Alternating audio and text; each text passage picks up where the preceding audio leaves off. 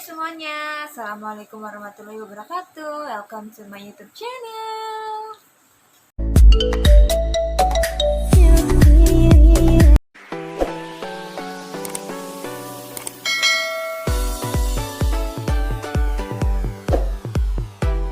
Akhirnya setelah sekian lama nggak bikin video YouTube lagi, aku balik lagi bikin konten ini. Kali ini aku mau cerita soal aku dulu pernah keguguran. Aku nikah bulan Februari tahun 2019. Terus aku bulan Maret sama Aprilnya aku mens.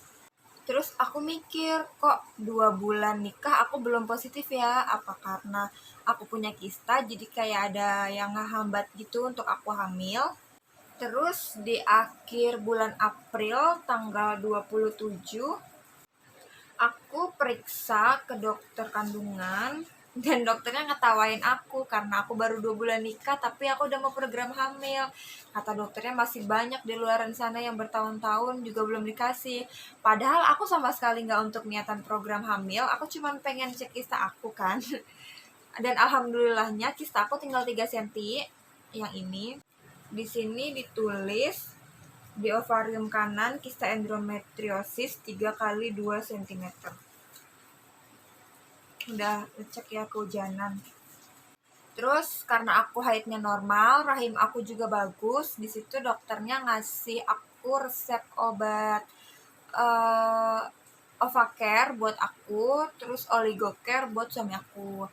Dan di bulan Mei-nya itu di bulan Mei-nya itu aku mens. Di bulan Juninya aku tes pack positif. Di tanggal 20 Mei di sini aku tulis aku mens. Terus di tanggal 20 Juninya aku tes pack aku positif. Dan aku langsung ke bidan, kata bidannya di situ karena nggak ada USG, akhirnya aku cuma diresepin Volavit aja. Sebelum aku positif, telat 1 hari aku biasa. Di telat kedua hari aku mulai gelisah. Terus di telat ketiga hari, aduh kok lama-lama kayak di puting aku lama-lama nyeri. Terus di hari ketiga aku beli test pack, di hari keempatnya aku coba beraniin test pack dan akhirnya aku positif kan. Terus aku ke bidan, habis ke bidan karena di situ nggak ada USG, aku cuma diresepin Volavit tadi. Setelah itu aku di usia ke-6 minggu kalau nggak salah kan aku nge-flag. Terus di usia ke-7 minggunya baru aku berani USG kan. Setelah di USG, akhirnya aku di USG abdomen kan belum kelihatan ya janinnya. Akhirnya aku di USG transvaginal dan janinnya udah mulai kelihatan. Nih. Sama detak jantung janinnya. Di situ aku 7 minggu masih ngeflag dan aku bilang sama dokternya, "Dokter, kenapa aku ngeflag?" Aku bilang gitu kan. Terus dokternya bilang, sebenarnya kalau misalkan ngeflag itu salah satu tanda keguguran, kata dokternya gitu. Terus aku kepikiran, akunya jadi sedih, terus aku jadi ya Allah, apa ini gara-gara aku kecapean kerja atau aku salah makan. Di situ salahnya aku di situ udah ngeflag berkali-kali tapi aku nggak istirahat. Dan di minggu ke-8, minggu ke-9 aku masih biasa aja ngejalanin kehamilan, nggak ngerasain yang kayak gimana-gimana. Paling kalau pagi cuman kayak mual-mual gitu aja karena belum sarapan. Terus pas di usia ke-8 minggu, pas di usia ke-8 jalan 9 itu aku ngerasa di puting aku kok udah nggak nyeri lagi gitu kan. Biasanya kan kalau puting nyeri itu kan tanda-tanda kehamilan. Tapi pas di situ kok aku udah nggak ngerasain lagi yang namanya nyeri, udah aku biasa aja kan. Akhirnya pas di minggu ke-10 malamnya sebelum besoknya itu minggu ke-10 aku ngeflag malamnya kan. Pas sudah malamnya ngeflag itu sampai ke pagiannya masih kayak ngeflagnya tuh kok tambah kayak banyak merah-merahnya gitu, yang biasanya ngeflagnya cuman warna coklat tua gitu kan. Dan pas paginya aku itu ngeflag yang banyak banget berlendir merahnya, makin siangnya aku makin kayak orang menstruasi aja gitu, ngalir terus, akunya sedih, akunya stres, akunya kepikiran, dan akunya nangis terus. Setelah itu kondisi aku lagi kerja, jadi aku langsung disuruh pulang gitu kan sama teman kerja aku. Langsung aku ke bidan, dan situ aku ke bidan yang tempatnya nggak ada USG-nya. aku cuman diperiksa kayak jari bidanya gitu masuk ke dalam vagina aku. Si bidanya itu cuman bilang ini harus banyak-banyak istirahat. Si bidan bilang gitu, tapi bidanya bilang jadinya masih ada di dalam kan. Aku di situ agak sedikit tenang, akhirnya aku pulang. Setelah aku pulang, aku hubungin suami aku. Abis aku hubungin suami aku, akhirnya suami aku pulang kerja. Sorenya aku sama suami langsung jalan USG. Dan di situ yang bikin aku sedih, jadinya emang masih ada di dalam rahim aku, tapi aku kan nggak bisa ngebaca itu ya, layar monitor yang di USG itu. Terus aku baru berasa makin sedihnya setelah dokter bilang janinnya sih masih ada, cuman dedenya nggak ada detak jantungnya. Oh, langsung ambiar, air mataku udah nggak bisa dibendung lagi di situ. Ini janin yang pas aku keguguran di usia 10 minggu. Dan dokternya bilang kalau ini janin aku kayak ukuran di 8 minggu. Ada kemungkinan janin aku nggak berkembang. Jadi makanya dia gugur dalam. Aku juga kurang paham sih. Setelah pulang dari USG, akhirnya aku malamnya langsung dibawa ke IGD.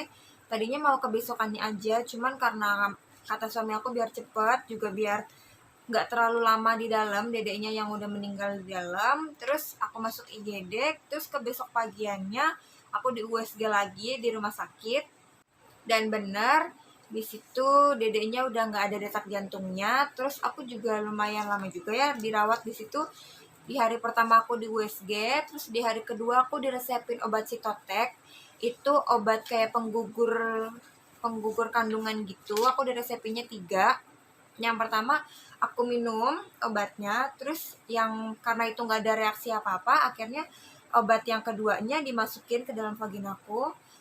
Itu masih belum ada reaksi apa-apa juga. Terus di hari ketiganya aku masih dimasukin obat itu juga di dalam vagina aku, dan rasanya mulus banget, rasanya bener-bener sakit banget. Bener-bener mungkin kayak kontraksi orang kalau melahirkan kayak gitu kali ya. Terus itu rasa aku mulus itu pas jam 2 pagi, dan itu tuh kasur aku udah basah semua, udah becek semuanya kan. Terus pas ke jam 5 paginya itu, aku pas berdiri langsung kayak ada yang keluar gitu dari vagina aku, kayak aku rasanya kayak pengen ngeden aja gitu, ngeluarin semuanya kan. Terus aku langsung lari ke kamar mandi, ngajak adik aku karena kebetulan di situ adik aku yang nungguin. Pas aku ke kamar mandi, langsung keluar lagi. Aku bener-bener sama sekali nggak berani ngeliat itu. Mungkin dedeknya yang udah keluar. Terus semuanya tadi yang udah keluar aku kumpulin jadi satu di satu kantong plastik gitu. Terus aku ikat, aku ganti celana karena celana aku semuanya basah, bener-bener kayak basah banget. Terus susternya datang dan susternya langsung meriksa dan katanya emang iya itu janin sama plasenta-plasentanya udah keluar semua. Langsung siangannya itu aku di USG, dan di USG itu katanya belum bersih ya dan harus dikuret. Aku dikuret buat ngebersihin sisa-sisa darah yang masih ada di dalam rahim aku. Habis itu aku masuk ke ruangan operasi. Aku di situ dibius. Sebelum aku dibius, di samping ruangan aku gitu kan kayak ada orang habis operasi sesar ya. Terus langsung kayak denger suara tangisan bayi itu, dalam hati aku, ya Allah sedih banget ya, harusnya aku sebentar lagi yang bakal menimang bayi gitu kan. Tapi ternyata belum rezeki aku. Oh ya, persiapan sebelum aku kuret itu, yang pertama aku harus copot dulu semua perhiasan yang menempel di tubuh aku. Terus aku harus cukur bulu kemaluan aku sampai bersih, sampai bener-bener nggak ada bulu lagi yang nempel.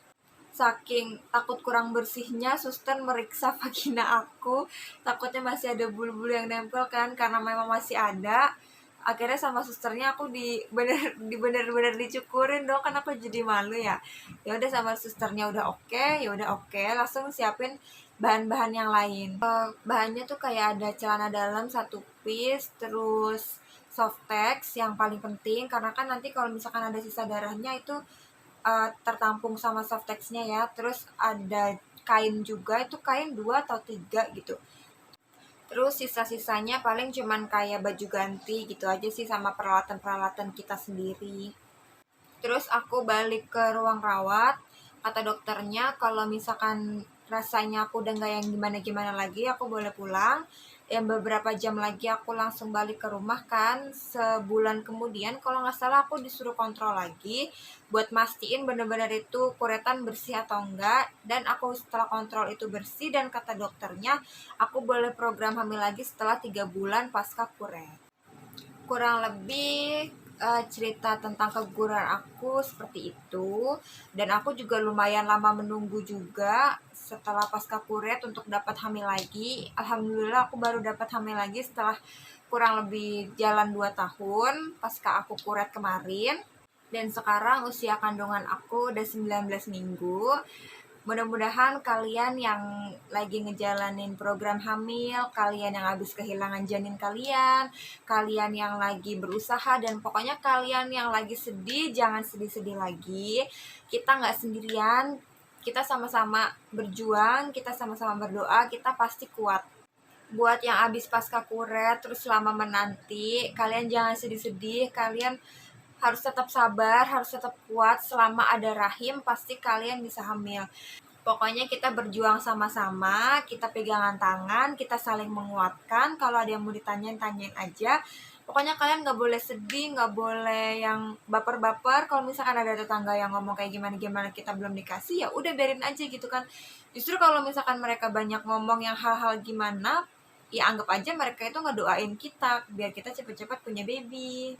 Segitu dulu cerita tentang keguguran aku. Mudah-mudahan menginspirasi kalian, mudah-mudahan kalian jangan sedih-sedih lagi, mudah-mudahan yang di atas selalu ngasih yang terbaik buat kita semuanya. Amin. Bye, see you on my next video.